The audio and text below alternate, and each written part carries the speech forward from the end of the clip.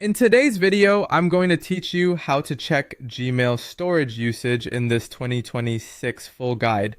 If your inbox is getting full or you're seeing warnings that your Google storage is running low, it's helpful to know exactly where to look. The good news is that Gmail makes this pretty easy and you can check it in just a few moments from your computer. To begin, open your web browser and sign in to your Google account.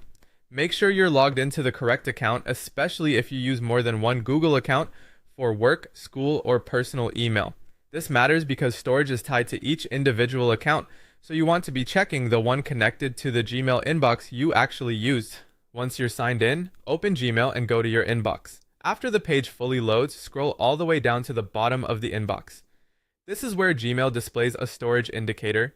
You'll see a quick summary showing how much of your total Google storage has already been used. This storage number is important because Gmail storage is not separate from the rest of your Google account. It's shared across Gmail, Google Drive, and Google Photos. So if your storage is filling up, the reason may not only be email attachments, it could also be large files in Drive or photos and videos backed up to your account.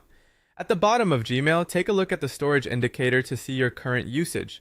This gives you a fast snapshot without needing to open any extra settings.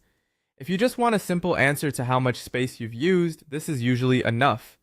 If you want a more detailed breakdown, click the Google account storage link from that area or open Google One Storage. This will show you a clearer view of how your storage is being used across Google services. It's especially useful if you're trying to free up space and want to understand whether Gmail, Drive, or Photos is using the most storage. A helpful tip here is to check this page regularly if you send or receive lots of attachments. Storage can fill up faster than expected, especially with high-resolution images, videos, and large document files. By keeping an eye on it, you can avoid reaching your limit unexpectedly and missing incoming emails.